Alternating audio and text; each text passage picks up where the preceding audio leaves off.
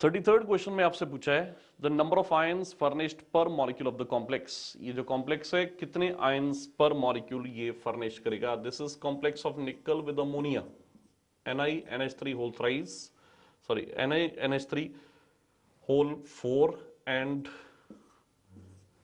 It is Cl2। This is the complex. आपसे पूछा गया है इस कॉम्प्लेक्स में how many ions per mole this complex will be furnishing. So जब ये आयनाइज करेगा it will be furnishing 3 moles of ions. The 3 moles of ions that we are getting is 1 mole of this complex ion which is NiNH3 whole 4, 2 positive, and 2 moles of chloride ions. So total moles of ions furnished per mole of this complex will be furnishing 1 mole of this and 2 moles of this. So total moles of ions furnished by this complex will be 3. So it will be furnishing 3 moles of ions per mole of this complex. तो right answer जो आएगा, right answer is C. Next देखो, next is question number 34।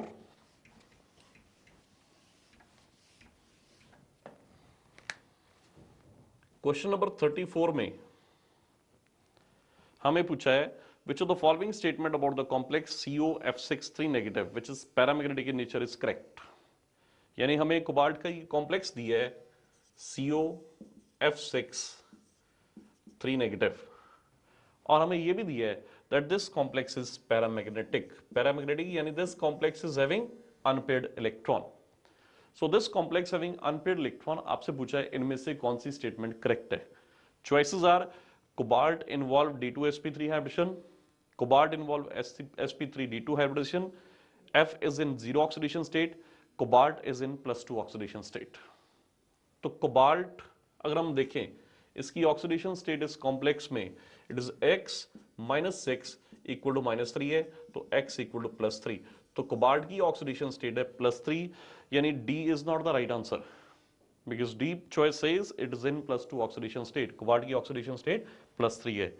Then F is in zero oxidation state, ये भी गलत है because यहाँ पे जो फ्लोरीन पड़ा है this is acting as fluoro F negative, this is not in zero oxidation state, it is in -1 oxidation state. So C choice ये भी गलत है। तो राइट आंसर A या B दोनों में से कोई एक होगा। तो हमें एक दी है it is involving D2sp3 hybridisation और दूसरा दी है sp3d2 और हमें ये भी इंफॉर्मेशन दी है कि कॉम्प्लेक्स इज पैरा। अब कोबाल्ट हमें पता है इसका एटॉमिक नंबर कितना है, इट इज 27। +3 ऑक्सीडेशन स्टेट में जब कोबाल्ट अपने इलेक्ट्रॉन लूज करेगा तो it will be like this.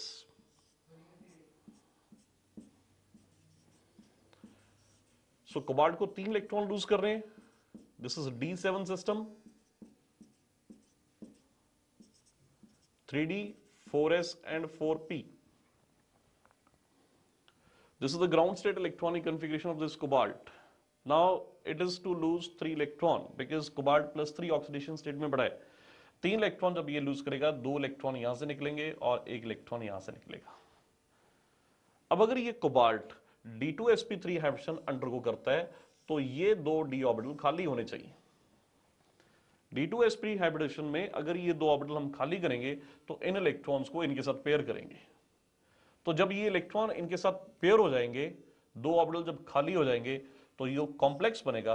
Complex will not be paramagnetic, complex will B diamagnetic because ये सारे इलेक्ट्रॉन जब पेयर हो गए, यहां पे भी जब पेयर ऑफ इलेक्ट्रॉन्स आएंगे, इससे जो कॉम्प्लेक्स बनेगा that complex has to be diamagnetic. Since हमें दिया है ये कॉम्प्लेक्स डाया नहीं है, दिस कॉम्प्लेक्स इज पैरामैग्नेटिक, इसका मतलब choice A is also incorrect because A choice में दिया है दिस इज इन्वॉल्विंग D2sp3, तो this is not involving D2sp3 because D2sp3 में this complex has to be diamagnetic not paramagnetic. तो diamagnetic अगर ये है तो D2sp3, अदरवाइज पैरामैग्नेटिक अगर हमें दिया है तो this complex must be as involving sp3d2 hybridisation. तो राइट आंसर जो आएगा, right answer will be B. Next question number 35 में हमें दिया in hexacyanomanganate to the manganese atom assume D2sp3 hybrid state the number of unpaired electron in the complex. यानी हमें ये complex दिया है इस मैंगनीज के कॉम्प्लेक्स में हमें पूछा गया है कि how many number of unpaired electron that are present in this complex. तो ये जो कॉम्प्लेक्स है मैंगनीज का कॉम्प्लेक्स है, it is MnCN whole 6 hexa cyano manganate and manganese के ऊपर चार्ज है +2।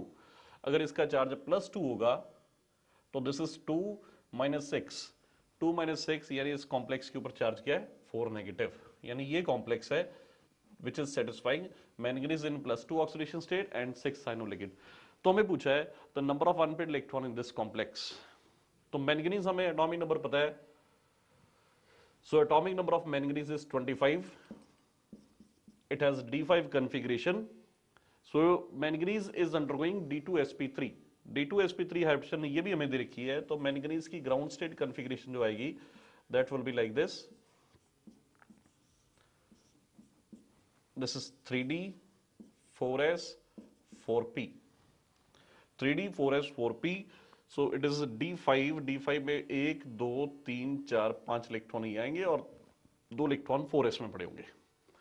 सो मैंगनीज पड़ा है +2 ऑक्सीडेशन स्टेट में, +2 ऑक्सीडेशन स्टेट में होने की वजह से 2 इलेक्ट्रॉन यहां से हमें निकालने पड़ेंगे।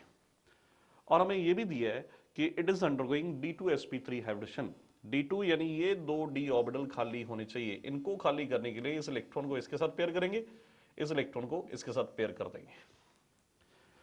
अब 2 ऑर्बिटल खाली होने से this can undergo D2sp3 hybridisation. अब इस स्टेट में इस कॉम्प्लेक्स में हमें पूछा है what is the number of unpaired electron. तो नंबर ऑफ अनपेड इलेक्ट्रॉन हमें दिख रहे हैं इस कॉम्प्लेक्स में, नंबर ऑफ अनपेड इलेक्ट्रॉन आएंगे सिर्फ 8, there is only 1 unpaired electron, तो राइट आंसर जो आएगा दैट इज ए। तो इन क्वेश्चंस को सॉल्व करने में हमें ये पता लग रहा है कि इन क्वेश्चंस को सॉल्व करने का सिर्फ एक तरीका है, इसके लिए हमें एटलीस्ट फर्स्ट ट्रांजिशन सीरीज जो है उस फर्स्ट ट्रांजिशन सीरीज के एलिमेंट्स के एटॉमिक नंबर हमें पता होना चाहिए और उनकी कॉन्फ़िगरेशन पता होनी चाहिए। अगर हमें एलिमेंट्स के एटॉमिक नंबर पता है, कॉन्फ़िगरेशन पता है, तो हम आसानी से इन क्वेश्चंस को सॉल्व कर सकते हैं based upon the hybridisation. Next देखो क्वेश्चन नंबर 36।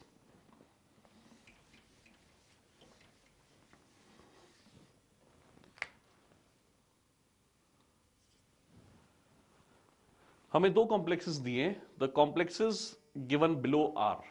इन 2 कॉम्प्लेक्सेस के हमें स्ट्रक्चर भी दिए और पूछा है कि क्या ये कॉम्प्लेक्सेस ज्योमेट्रिकल आइसोमर है, पोजीशन आइसोमर है, ऑप्टिकल आइसोमर है या फिर ये आइडेंटिकल है। तो 2 हमें स्ट्रक्चर दिए एक कॉम्प्लेक्स के, central atom M is there, इसके around there is A and ethylene diamine।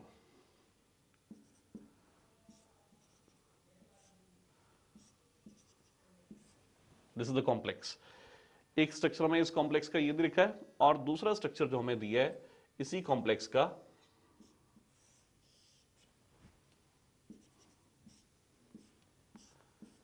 The second structure is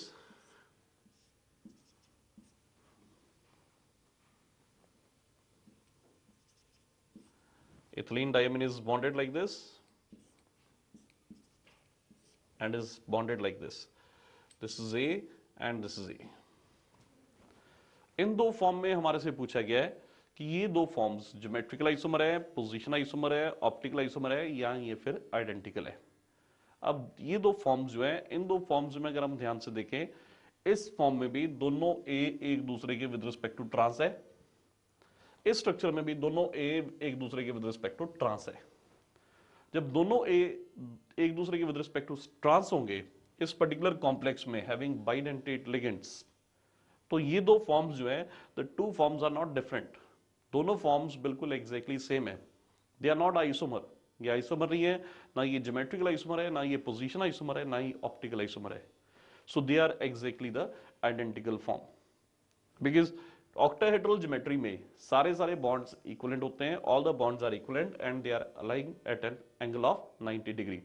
इसलिए जब तक ये ए एक दूसरे के विद रिस्पेक्ट टू ट्रांस रहेंगे, जो फॉर्म्स बनेंगी these forms are exactly same. हाँ, अगर इस स्ट्रक्चर को मॉडिफाई करके इस ए को यहां पे लिखे और इस ए को यहां पे लिखे, अब इससे जो स्ट्रक्चर डेवलप होगा this structure will be now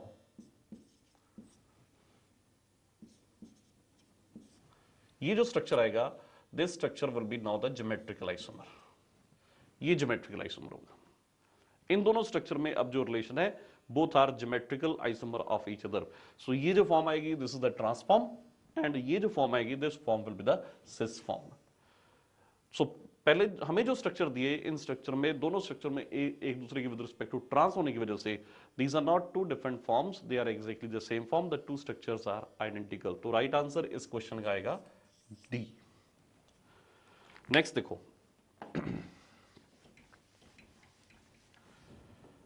question number 37 में पूछा है the phenomena of optical activity will be shown by, इनमें से कौन सा ऑप्टिकल एक्टिविटी शो करेगा, कौन सा फॉर्मूला जो है that is showing optical activity. तो ऑप्टिकल एक्टिविटी का क्राइटेरिया हमें पता है, for any compound to be optically active compound has to be chiral, and for compound to possess chirality it should not have any plane of symmetry, it should not have any point of symmetry। ना plane ना point of symmetry होना चाहिए। अगर plane और point of symmetry नहीं है तो compound will be डायसिमेट्रिकल, और ऐसे कंपाउंड कायरल होते हैं and these compounds are optically active. ये फैक्ट हमें पता है। इस फैक्ट के बेसिस पे अब हम चारों स्ट्रक्चर देखते हैं।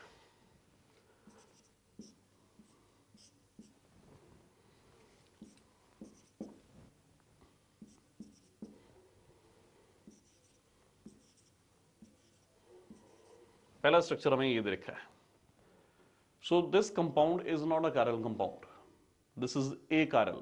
This is symmetrical compound. और इसमें plane of symmetry भी है, इसमें point of symmetry भी है।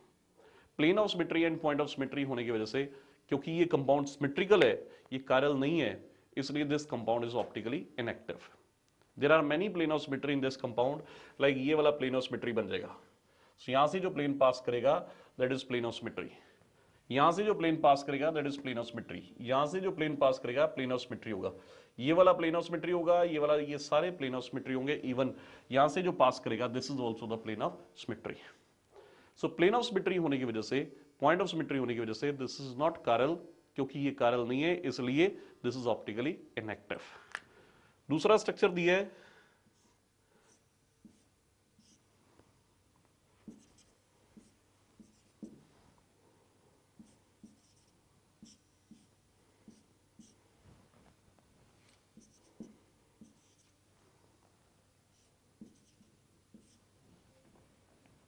This is the structure. अब इस स्ट्रक्चर को ध्यान से अगर हम देखें तो इस स्ट्रक्चर में कोई plane and point of symmetry नहीं है। There is no plane of symmetry, no point of symmetry, यानी this compound is dissymmetrical, this structure is dissymmetrical. Dissymmetrical होने की वजह से ये chiral है, इसकी जो मिरर इमेज बनेगी, mirror image will be non super imposable, and इसकी जो मिरर इमेज आएगी वो इसका ऑप्टिकल आइसोमर होगा। अगर ये डी फॉर्म है तो mirror image will B L, अगर ये एल है तो इसकी मिरर इमेज क्या आएगी, डी। सो इसमें कोई प्लेन ऑफ सिमेट्री हमें दिख रहा, this is not a plane of symmetry, this is not a plane of symmetry, ये भी प्लेन ऑफ सिमेट्री नहीं है, और ये वाला प्लेन जो है ये भी प्लेन ऑफ सिमेट्री नहीं है। कोई प्लेन ऑफ सिमेट्री ना होने की वजह से सो ये compound, this compound is optically active. इसके अलावा बाकी जो चॉइसेस दिए हैं उनको भी वेरीफाई कर लेते हैं। सो हमें नेक्स्ट चॉइस दी है, उसका स्ट्रक्चर ये दे रखा है।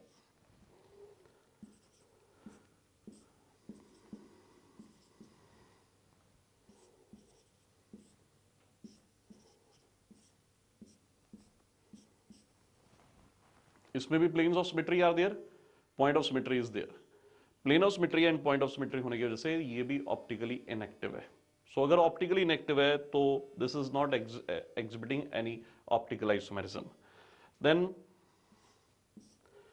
लास्ट जो स्ट्रक्चर हमें दी है, this structure is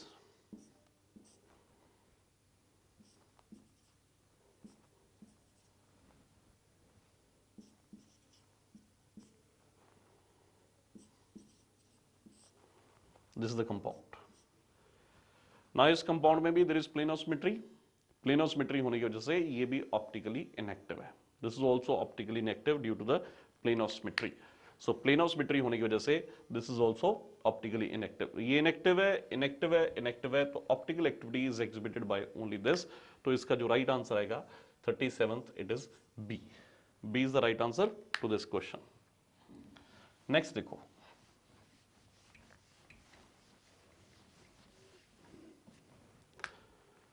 thirty eighth question. तो 38th क्वेश्चन के लिए हमें दिया है which of the following represent a chelating ligand. हमें 4 लिगेंड्स दिए हैं, इनमें से बताना है कि इनमें से कौन से कीलेटिंग लिगेंड्स हैं। Which of the following represent the chelating ligands. तो one is Cl negative, second is DMG, third is OH negative, and fourth is H2O. These are the 4 ligands. इनमें से बताना है कौन कौन से कीलेटिंग लिगेंड है। तो इनमें से कीलेटिंग लिगेंड के बारे में हमें पता है, so it has to be at least bidentate, कम से कम ये बाइडेंटेट होना चाहिए, और ये सेंट्रल एटम के साथ बॉन्ड बनाने के बाद it must give a ring structure. तो इन सभी में से this is monodentate, not a chelating ligand, ये भी मोनोडेंटेट है, कीलेटिंग लिगेंड नहीं है, मोनोडेंटेट, ये भी कीलेटिंग लिगेंड नहीं है। तो ये जो DMG है, DMG which is dimethyl glyoximato, dimethyl glyoximato is a chelating ligand. तो right answer to this question is B. Next 39th question में पूछा है C6H5 whole twice PD and SCN whole twice and C6H5 whole twice PD NCSR। तो दो complexes दिए, C6H5 whole twice PD SCN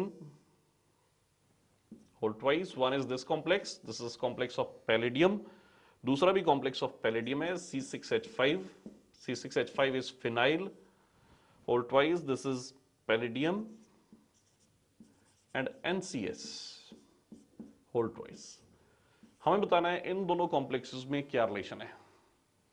सो इन complexes के relation हमें दिए linkage isomer, coordination isomer, ionisation isomer, या ज्योमेट्रिकल आइसोमर। तो हमें बताया इस कॉम्प्लेक्स में there is presence of a ligand, this ligand is ambident, this is ambident ligand. Why is ambident? Ambident इसलिए है क्योंकि इसमें 2 डोनर साइट्स हैं। Donor atom can be sulphur, sulfur can donate pair of electron to the central atom, and donor can be nitrogen, nitrogen can donate pair of electron to the central atom। So ambident ligand होने की वजह से, 2 donor atom होने की वजह से, सो इन दोनों में ये जो रिलेशन है, इस केस में बॉन्डिंग इज थ्रू सल्फर और इस केस में बॉन्डिंग इज थ्रू नाइट्रोजन। इन दोनों में जो रिलेशन है, these isomers are linkage isomers, ये दोनों आपस में लिंकेज आइसोमर्स हैं। तो right answer to this question is A. Okay, next 40th question.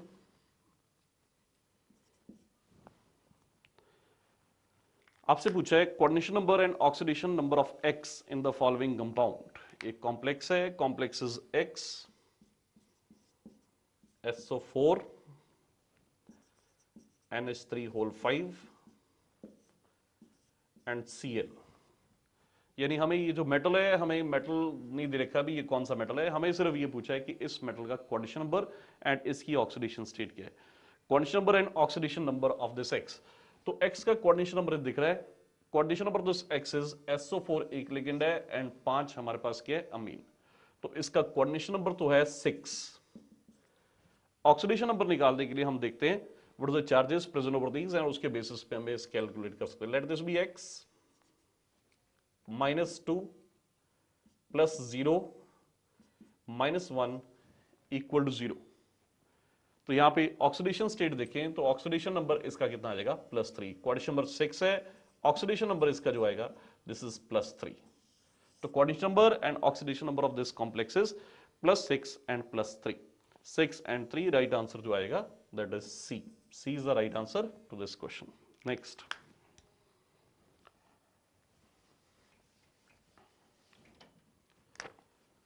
41st question। When ammonia is added to green aqueous solution of nickel 2 sulfate, ammonia is added to green aqueous solution of nickel 2 sulfate, the color of solution changes to blue violet। this is caused by, यानी हमें एक निकल का complex दिया है, हमें compound दिया है निकल सल्फेट। बच्चे निकल सल्फेट को जब हम वाटर में ऐड करते हैं, it is forming a complex compound, and the complex compound which it is forming is NiH2O whole 4 SO4। Water में निकल sulphate will be existing in the form of complex, इस complex की form में exist करता है और इस complex का हमें कलर दिया है, दिस इज ग्रीन। अब इस कॉम्प्लेक्स में जब हम ऐड कर रहे हैं ammonia, when ammonia is added, ammonia जब ऐड करेंगे तो अमोनिया के ऐड करने से इसका ग्रीन कलर जो है that changes to blue violet. ना अमोनिया के ऐड करने से ग्रीन कलर क्यों चेंज हो रहा है, वो इसलिए चेंज हो रहा है because this complex is a labile complex of this निकल, यानी निकल का कॉम्प्लेक्स विद वाटर उतना स्टेबल नहीं है जितना कि निकल कॉम्प्लेक्स बनाएगा अमोनिया के साथ। तो जब अमोनिया ऐड कर रहे हैं, ammonia is added to this green, तो ये कॉम्प्लेक्स चेंज हो जाएगा and this complex changes to NiNH3 whole 4 and SO4. So complex of nickel with water changes to complex of nickel with ammonia. अब ammonia is a different ligand, water is different ligand. Now in ammonia and water की presence में जो splitting of d orbital यानी the value of delta t जो आएगी that is not same. The value of delta t will be different. So value of delta t different. Now it changes to blue violet. This is caused by चार choices हमें दिए. Nickel undergo change in oxidation state. There is no change in the oxidation state of nickel. Nickel यहाँ पे भी +2 oxidation state में है, यहाँ पे भी +2 oxidation state में है. Second choice दी है ammonia molecule replacing water molecule surrounding nickel. So this is the right answer because ammonia molecule water molecule को displace कर देंगे इस complex में और खुद complex बनाएंगे निकल के साथ। इसके अलावा change in quantity number of nickel ये भी गलत है, change in pH of the solution ये भी गलत है। तो right answer जो आएगा 41st का, this answer is B, conversion of complex of nickel with water into complex of nickel with ammonia, which changes the color of the complex। 42nd देखो, 42nd में which of the following cation does not form an amine complex with excess of ammonia? So कौन सा cation amine complex with excess of ammonia नहीं बना रहा? तो हमें cations दिए, one is silver cation, दूसरा Cu2 plus cation, तीसरा Cd2 plus cation and fourth is Na plus cation। अब इन चारों मेटल cation में, तीन मेटल cation में there is one similarity and fourth metal cation is different from the four metal cations। So वो कौन सा है? This sodium cation is different from remaining three metal cations। ये तीनों metal cation कौन से हैं? These are transition metal cations। और बच्चे ये प्रॉपर्टी है ट्रांजिशन मेटल्स की that transition metal are known to form complexes। Silver जो कॉम्प्लेक्स बनाता है अमीन के साथ that is AgNH3 whole twice positive। Copper जो कॉम्प्लेक्स बनाता है अमीन के साथ वो बनाता है CuNH3 whole 4 2 पॉजिटिव। कैडमियम जो कॉम्प्लेक्स बनाता है ये भी कॉम्प्लेक्स बनाता है CdNH3 whole 4 2 पॉजिटिव। ये तीनों metal cations they are forming complex with ammonia but sodium is not forming any complex with ammonia. अब इन कॉम्प्लेक्सेस में बच्चे इनका भी याद रखते हैं, इस चीज का याद रखते हैं दैट कॉपर एंड कैडमियम, इन दोनों में से कैडमियम का कॉम्प्लेक्स लेस स्टेबल होता है, कॉपर का कॉम्प्लेक्स जो है that is more stable. This is less stable complex and this is more stable complex. In complexes से अगर H2S गैस पास की जाए तो कैडमियम का complex yellow coloured cadmium sulphide के प्रेसिपिटेट की फॉर्मेशन देता है, जबकि ऐसे प्रेसिपिटेट हमें कॉपर के कॉम्प्लेक्स में नहीं मिलेंगे। सो ये तीनों कॉम्प्लेक्स बना रहे हैं अमीन में, इन तीनों में से this complex is less stable and this is more stable. Okay, next देखो, तो इसका राइट आंसर जो आ जाएगा, right answer is D.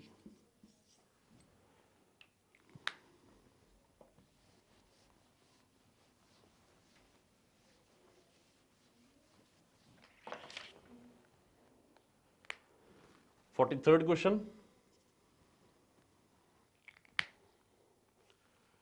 complex of cobalt has 5 ammonia molecules, 1 nitro group and 2 chlorine atom for each cobalt atom. 1 mole of this compound produces 3 mole iron in aqueous solution, which on treating the excess of silver nitrate give 2 moles of silver chloride. The formula of the compound is, यानी हमें वो complex ढूंढना है जो कि silver nitrate के साथ 2 moles of silver chloride के प्रेसिपिटेट दे रहा है, and 1 mole of this complex produces 3 moles of ions।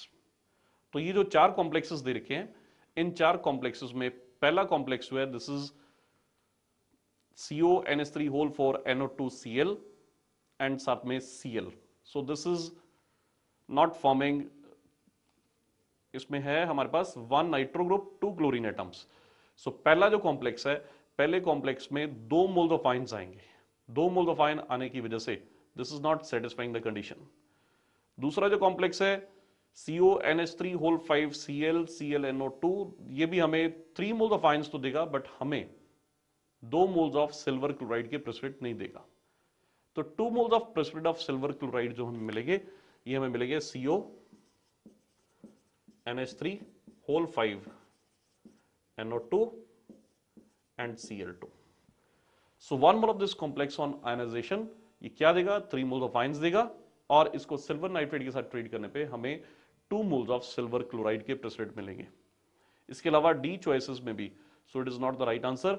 ये हमें number of moles of ions ज्यादा दे रहा है, ये हमें 5 मोल्स ऑफ आयंस दे रहा है and is giving 2 moles of precipitate of chloride ion. So it is satisfying one condition, दूसरी कंडीशन को ये सेटिस्फाई नहीं करा, इसलिए जो राइट आंसर है which is satisfying all the condition, that is C. ये कॉम्प्लेक्स आयनाइजेशन से 3 मोल्स ऑफ आयंस देगा और सिल्वर नाइट्रेट के साथ it is giving 2 moles of precipitate of silver chloride. So this is the right answer. So 43 का right answer is C.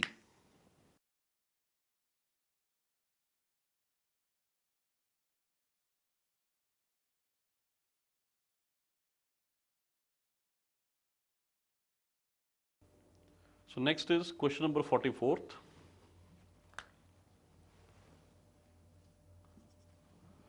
Question कह रहा है कि in which of the following compound does the central atom obey EAN rule. तो हमें पता है EAN stand for effective atomic number rule. इनमें से बताना है कि किस कॉम्प्लेक्स में इफेक्टिव एटॉमिक नंबर रूल ओबे किया जा रहा है. तो पहला हमारे पास जो कॉम्प्लेक्स है, this is complex of iron K3FeCN whole 6. दूसरा कॉम्प्लेक्स है K4 FeCN होल 6. तीसरा कॉम्प्लेक्स है CuNH3 whole 4 SO4. These are the 3 complexes. इन कॉम्प्लेक्सेस में हमें बताना है कि इसमें इफेक्टिव एटॉमिक नंबर रूल ओबे किया जा रहा है. अगर हम ध्यान से देखें तो ये तीनों कॉम्प्लेक्सेस जो है, इन तीनों कॉम्प्लेक्सेस के सेंट्रल एटम जो है, they belong to first transition series. They belong to first transition series and first transition series जो कि 4th पीरियड में होती है. 4th पीरियड की जो नोबल गैस है, that noble gas is krypton and उस क्रिप्टॉन का एटॉमिक नंबर कितना है, 36. And according to effective atomic number rule, complex formation इसलिए होती है ताकि ये जो सेंट्रल एटम है और सेंट्रल एटम आयन जो है, with the gain of electron from ligand, it acquire number of electron same as the number of electron present in the noble gas of respective period. तो इस period की जो noble gas है, that is krypton, atomic number 36 है. तो हमें देखना है कि इन तीनों कॉम्प्लेक्सेस में सेंट्रल मेटल एटम जो आयन है, किस एटम और आयन में there is presence of 36 electron. तो पहला जो कॉम्प्लेक्स है, पहले कॉम्प्लेक्स में आयरन पड़ा है अपनी +3 ऑक्सीडेशन स्टेट में. आयरन का एटॉमिक नंबर कितना होता है, एटॉमिक नंबर इज 26. जब ये +3 ऑक्सीडेशन स्टेट में पड़ा है तो आयरन के खुद के इलेक्ट्रॉन कितने रह जाएंगे, 23 इलेक्ट्रॉन आयरन में पड़े हैं. And how many pair of electron it is accepting, 6 pair of electron, यानी ये एक्सेप्ट कर रहा है 12 इलेक्ट्रॉन. जब ये 12 इलेक्ट्रॉन एक्सेप्ट करेगा, इससे number of electron it will be acquiring will be 35. So 12 electron accept करके इसकी इसमें नंबर ऑफ इलेक्ट्रॉन कितने आएंगे, 35, which is not same as the number of electron present in the krypton. यानी पहला complex effective atomic number rule follow नहीं कर रहा. दूसरे कॉम्प्लेक्स में आयरन पड़ा है +2 ऑक्सीडेशन स्टेट में. सो आयरन जो कि +2 ऑक्सीडेशन स्टेट में है, खुद के इलेक्ट्रॉन 26, 2 इलेक्ट्रॉन लूज करने के बाद इसके इलेक्ट्रॉन कितने रहेंगे, 24, प्लस 6 CN से 12 इलेक्ट्रॉन एक्सेप्ट करके इसमें नंबर ऑफ इलेक्ट्रॉन कितने आएंगे, 36. यानी it is obeying effective atomic number rule. Third complex verify करते हैं. कॉपर जिसका एटॉमिक नंबर है 29, यहां पे इसकी ऑक्सीडेशन स्टेट देखें तो कॉपर पड़ा है +2 ऑक्सीडेशन स्टेट में. तो कॉपर की +2 ऑक्सीडेशन स्टेट में इसके खुद के इलेक्ट्रॉन रह जाएंगे 27 जमा 12. So this will be having 37 electrons, 39 electrons. 39 electron होने की वजह से this is also not obeying effective atomic number rule. तो effective atomic number rule is obeyed by only one complex, and that answer is B. So B, which is potassium ferrocyanide, this is obeying effective atomic number rule. Next देखो बच्चे, question number 45th. 45th question में आपसे पूछा है the formula of dichloro bis urea copper 2 is. हमें दिया है formula of dichloro, dichloro के बाद बिस यूरिया, एंड जो सेंट्रल एटम दिया है दिस इज कॉपर 2. इस कॉम्प्लेक्स का फॉर्मूला क्या है? What is formula of dichloro bis urea copper 2? तो कॉपर 2 यानी यहां पे central atom this is copper. इसके अलावा what it is having? It is having dichloro. Dichloro means दो क्लोरीन पड़े हैं कॉपर के राउंड, तो दो क्लोरीन आ जाएंगे. And there is presence of bis urea. Bis urea का मतलब दो मॉलिक्यूल यूरिया के पड़े हैं. तो यूरिया जो होता है, urea is NH2 CONH2. This is urea. So urea को कैसे लिखा जा सकता है? Urea can be written as CONH2 whole twice. This is urea. इसका अगर बिस लेना है तो दो इसमें यूरिया के दो मॉलिक्यूल्स के लिए CONH2 होल ट्वाइस का होल ट्वाइस आना चाहिए. तो CuCl2 के बाद then O double bond C then NH2 whole twice. There should be twice of this, क्योंकि ये बेस है, इसका ट्वाइस करें तो ये जो कॉम्प्लेक्स है this is the formula of this particular complex which is dichloro bis urea copper 2. So copper 2 complex. So इसके कॉरस्पॉन्डिंग राइट आंसर ए नहीं हो सकता. बी जो है B is not a right answer. C is also not a right answer. तो right answer जो है इनमें से ए ही राइट आंसर है. This is dichlorobis urea 2, dichlorobis urea copper 2 complex. तो राइट आंसर इसका जो आएगा that is A which is corresponding to this particular formula CuCl2 CONH2 whole twice whole 2. So this is this particular complex. Next देखो,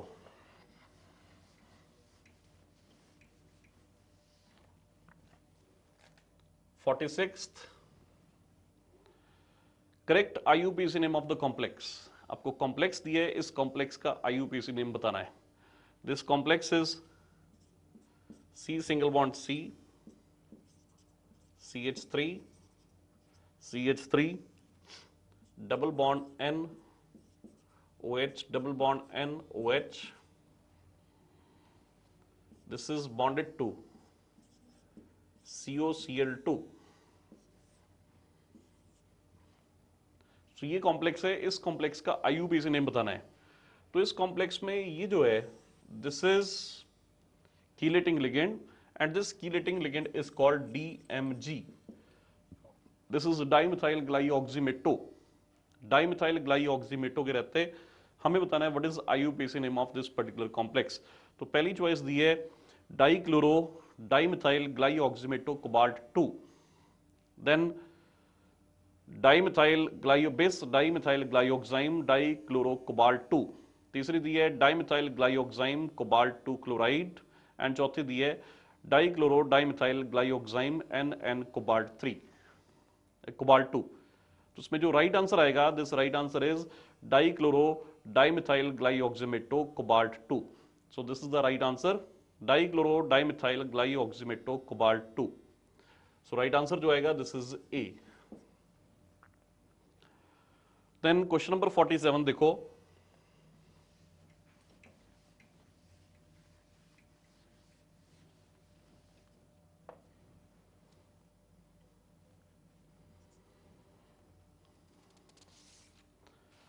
which one does not belong to ligand. इनमें से कौन सा ligand नहीं है? फिर से हमें लिगेंड्स के बारे में पूछा गया है.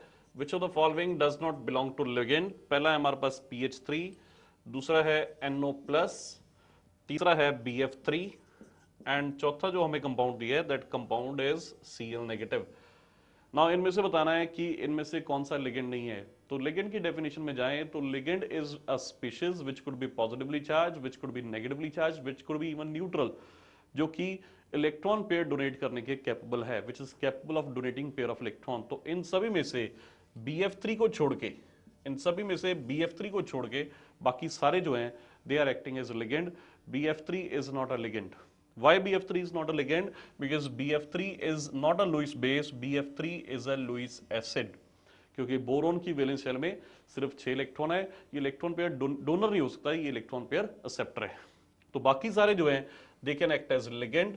सो this is a ligand, this is phosphine, this is nitronium ion, this is also a ligand, this is chloro, this is nitrosonium, this is chloro and this is phosphine. So ये तीनों ligand है, मगर BF3 being a Lewis acid ये ligand नहीं act कर सकता।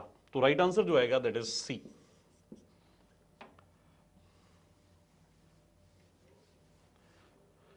Next देखते हैं क्वेश्चन नंबर 48। आपसे पूछा है oxidation state of silver in Tollens reagent is. So there is a reagent that is called Tollens reagent. Tollens reagent हमें पता है this is ammoniacal silver nitrate. So ammoniacal silver nitrate ये जो reagent होता है, इस रिएजेंट में there is presence of a complex ion and that complex ion is diammine silver 1। This is diammine silver 1 complex ion that is present in Tollens reagent. So Tollens reagent में this complex ion is there. तो इस complex ion में हम देख सकते हैं what is the oxidation state of silver. तो silver की ऑक्सीडेशन स्टेट के लिए x प्लस 0 इक्वल टू 1। तो यहाँ पे सिल्वर पड़ा है +1 ऑक्सीडेशन स्टेट में। तो हमें जो चॉइसेस दिए 0 +1 +2 एंड +1.5। तो राइट आंसर जो आएगा दैट इज बी, जिसमें दिया है कि silver is present in +1 oxidation state. So this is part of टॉलन्स reagent.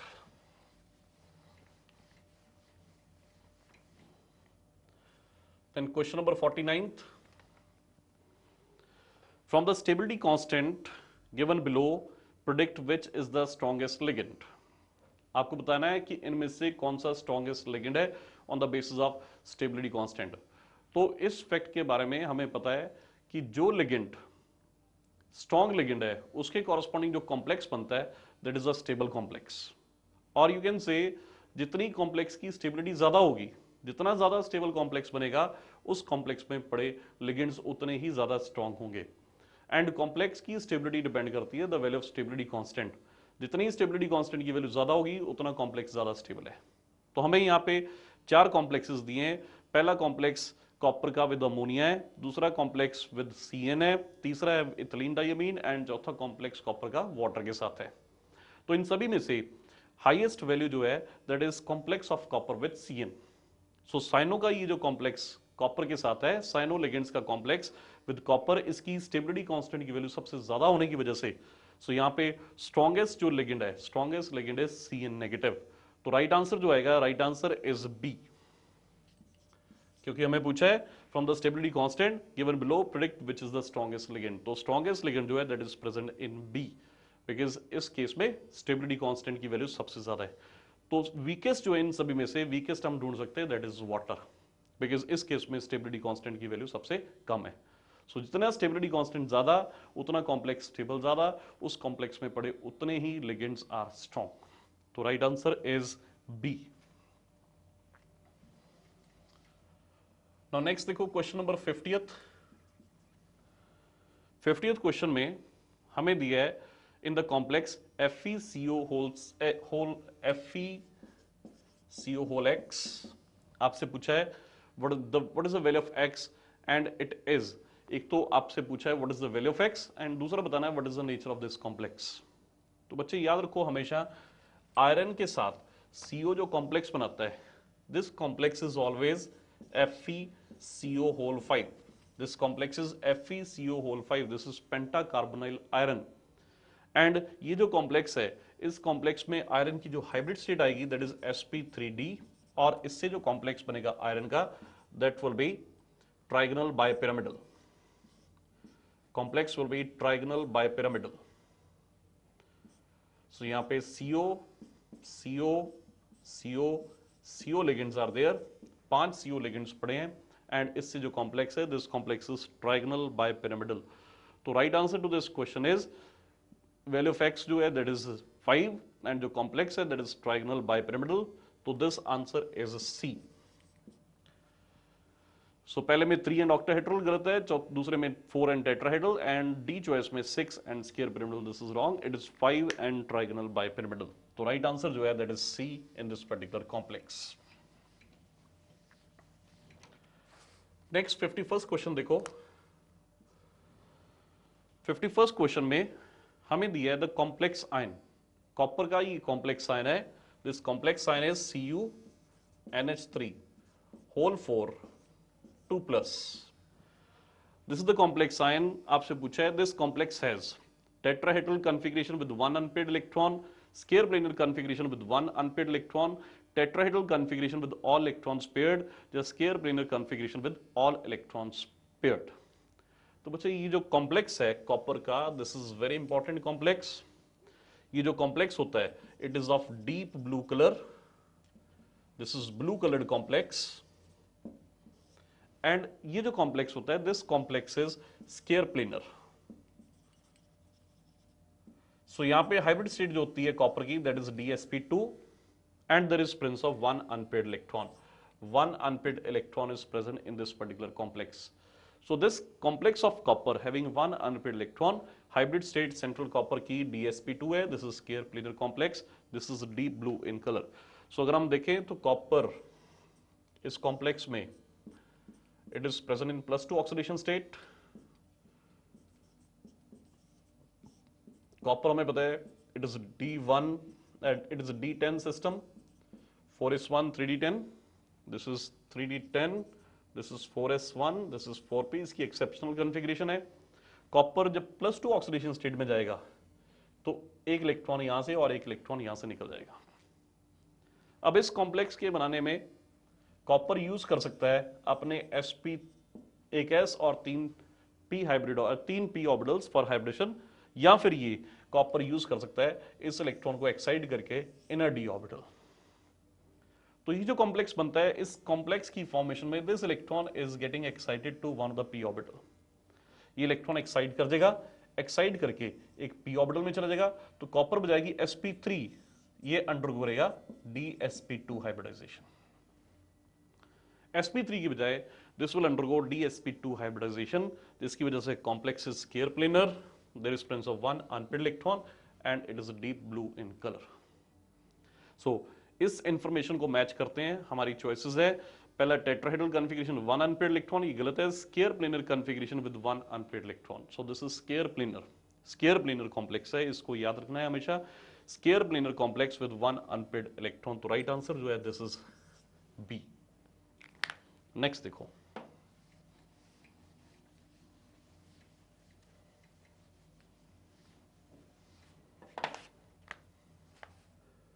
52nd question, hardness of water is estimated bye, so water में कितनी हार्डनेस है, हार्डनेस कितनी है इसको एस्टिमेट करते हैं by complexing calcium and magnesium ion. हम calcium and magnesium ion which are the root cause of hardness in water, water में हार्डनेस कैल्शियम एंड मैग्नीशियम के सॉल्युबल सॉल्ट्स की वजह से होती है। So calcium and magnesium ions कितने बड़े हैं, इनकी एस्टिमेशन के लिए हम इनको कॉम्प्लेक्स करते हैं विद EDTA।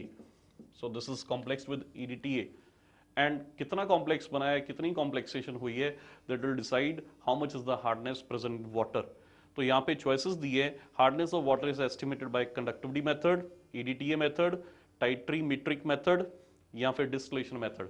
तो राइट आंसर जो है that is B, it is estimated by EDTA method. EDTA के साथ कैल्शियम एंड मैग्नीशियम को कॉम्प्लेक्स करके हम देख सकते हैं what is the extent of hardness in water. Next question है क्वेश्चन नंबर 53,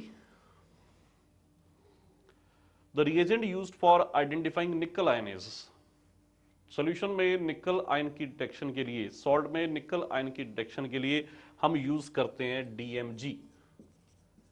DMG के साथ निकल आयन कॉम्प्लेक्स करके ब्लड रेड कलर्ड कॉम्प्लेक्स की फॉर्मेशन देते हैं। तो निकल आयन की डिटेक्शन की जाती है, 4 चॉइसेस हमें दिए हैं, potassium ferrocyanide, phenolphthalein, dimethyl glyoxime या EDTA। तो राइट आंसर जो है that is DMG dimethyl glyoxime, C is the right answer. इसके साथ निकल को कॉम्प्लेक्स करके जो कलर्ड कॉम्प्लेक्स बनता है that confirm the presence of nickel in given salt.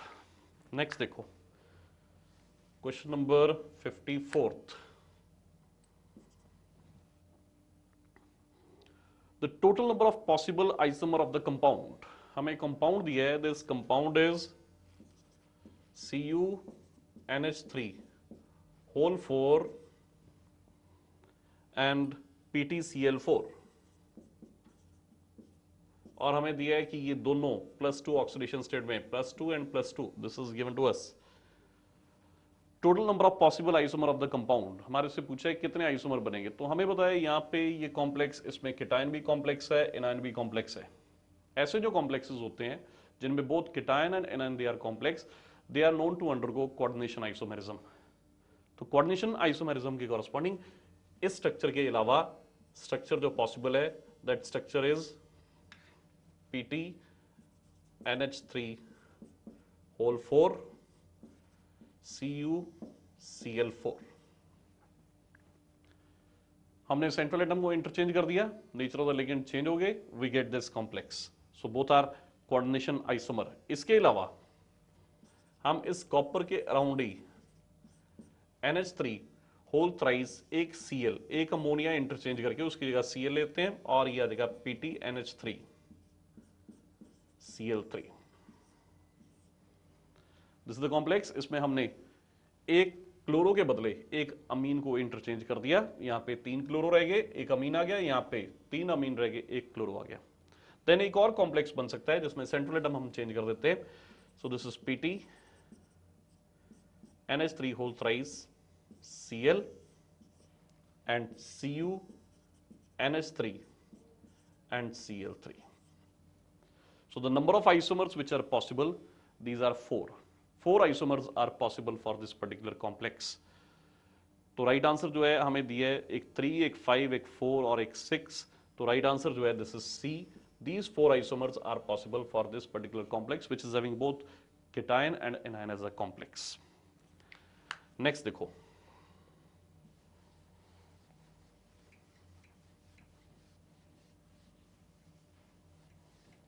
Question number 55th.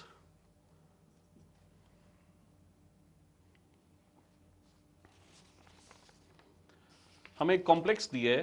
This complex is CO whole thrice. ये iron का कॉम्प्लेक्स है and iron is surrounded with normal ligands and bridging ligands.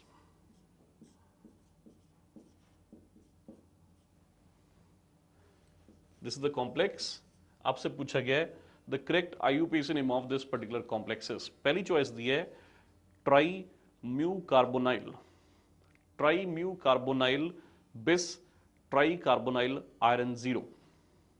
दूसरी choice है hexa carbonyl iron 3 mu tri carbonyl ferrate 0. Then tri carbonyl iron 0 mu tri carbonyl iron 0 tri carbonyl. Nona carbonyl iron. तो it can't be nona carbonyl iron because सारे के सारे ligand जो है they are not normal ligand, कुछ यहाँ पे bridging ligand भी हैं और 3 CO जो हैं they are present as bridging ligand. तो डी में कोई भी ब्रिजिंग लिगेंड मेंशन नहीं है, इसलिए D can't be the right answer. इस तरह tri carbonyl iron 0 mu tri carbonyl, फिर यहाँ पे ट्राई कार्बोनाइल फिर आयरन 0 आना चाहिए था. यहाँ पे जो सीक्वेंस है, सीक्वेंस प्रॉपरली मेंटेन नहीं किया. यहाँ पे ट्राई कार्बोनाइल आयरन 0 के बाद म्यू ट्राई कार्बोनाइल, यहाँ तक तो ये IUPAC नेम बिल्कुल ठीक है. उसके बाद फिर आना चाहिए था ट्राई कार्बोनाइल आयरन 0. एज हमें दिया iron 0 tri carbonyl, so this sequence is not right. Accordingly C is also not the right answer. Then हमें दिया hexa carbonyl iron 3 and mu tri carbonyl ferrate 0. यहाँ पे दोनों आयरन जो है they are present in 0 oxidation state, but ये formula बता रहा है कि एक आयरन +3 ऑक्सीडेशन स्टेट में और दूसरा 0 ऑक्सीडेशन स्टेट, यानी ये भी राइट आंसर नहीं है. तो राइट आंसर जो आएगा that is tri mu carbonyl. Tri mu carbonyl क्या बता रहा है कि 3 कार्बोनाइल यहाँ पे they are present as bridging ligand. Then उसके बाद bis, bis of what, bis of tri carbonyl iron 0. It is tri carbonyl iron 0.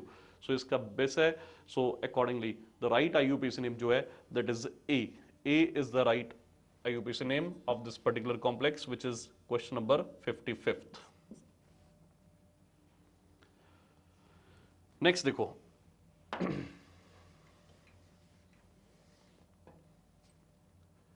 Question number 56,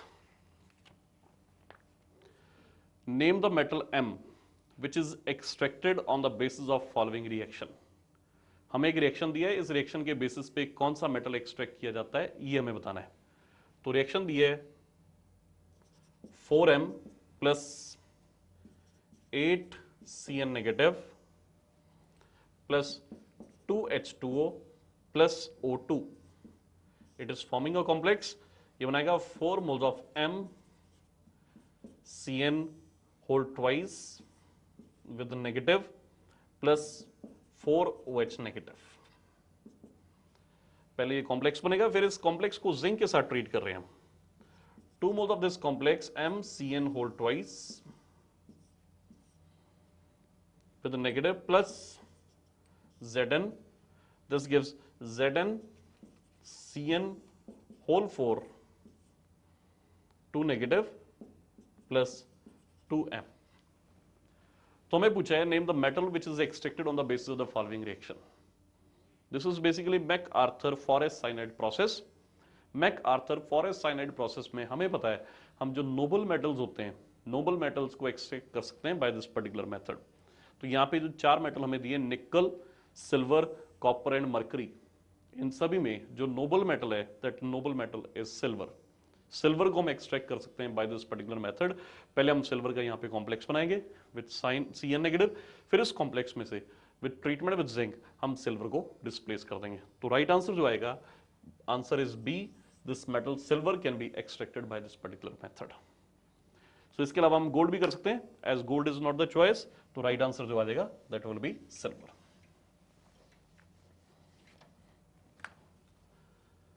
question number 57,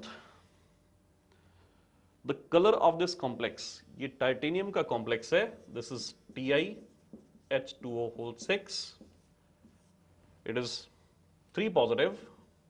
इस कॉम्प्लेक्स का colour is due to, 4 choices दिए हैं। Colour किस वजह से, colour के बेसिक्स हमें पता है। हमें पता है कोई भी सेंट्रल एटम या आयन, ट्रांजिशन मेटल एटम या केटायन जब कॉम्प्लेक्स करता है with ligands, splitting of orbitals that takes place, splitting of d orbitals takes place, and splitting से there is electronic transition from low energy d orbital to high energy d orbital. अब इस electronic transition में जो energy absorption होती है that is taking place in visible region. Visible region में energy absorption से जो एनर्जी एमिट होगी that is also falling in visible region in the form of colour. तो यहाँ पे चॉइसेस दी है transference of electron from one titanium to another, so this is wrong. Presence of water molecule, water molecule की presence सिर्फ d orbitals की energy को split करती है और कुछ नहीं करती। Then excitation of electron from d to d, so unpaired electron पड़े होंगे, excitation of electron that will be taking place from d orbital to d orbital, so C is the right answer. Then intramolecular vibration is also not the right answer, so it is due to excitation of electron from d to d, तो right answer जो है that is C, color is due to this dd electronic transition.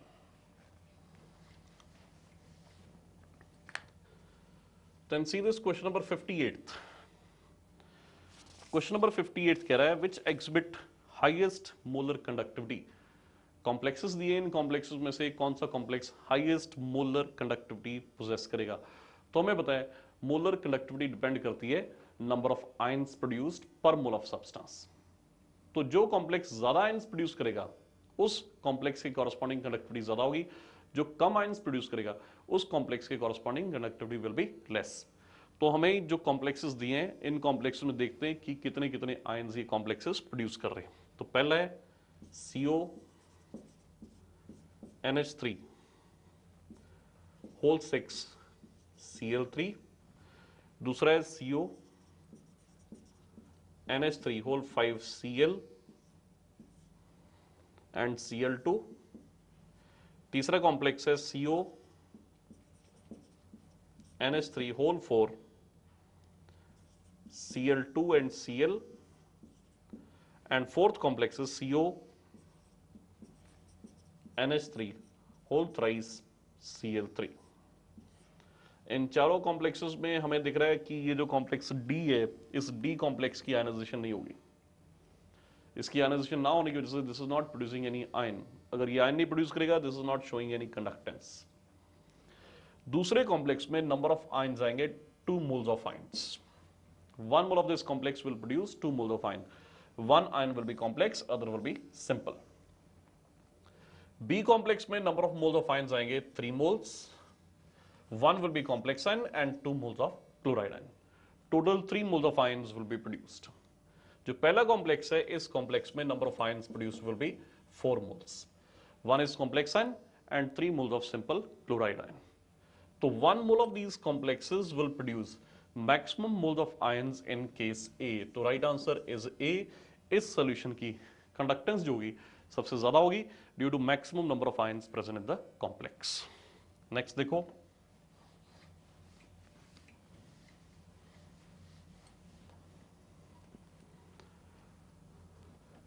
59th. Which ligand is capable of forming low spin as well as high spin complexes? ये 4 ligand दिए हैं, इनमें से बताना है कौन से लो स्पिन एंड कौन से हाई स्पिन कॉम्प्लेक्सेस देंगे। तो लो spin and high spin complexes के लिए इन चारों कॉम्प्लेक्सेस में से CO complex is forming low spin complex, Cn negative is also forming low spin complex, NO2 is forming high spin complex, जबकि NH3 जो होता है, NH3 is forming both low spin as well as high spin complexes. So ammonia is a ligand. Always remember ammonia is a ligand जो कि complexes बना सकता है low spin as well as high spin.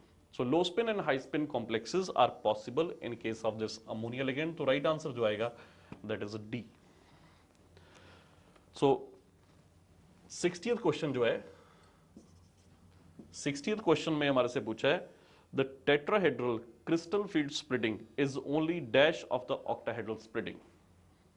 Tetrahedral splitting and octahedral splitting यानी delta T and delta O, हमें पता है delta T is always less than delta O and ये relation हमें पता है that delta T is 4/9 times the delta O. तो यहां पे पूछा है tetrahedral crystal field splitting is only dash of the octahedral splitting. तो how many times it is of octahedral splitting? Choices are 1/9, 2/9, 4/9 या 5/9. तो answer is 4/9. Delta T is 4/9 of delta O. तो right answer जो आएगा, right answer is C. 60th question का right answer is C.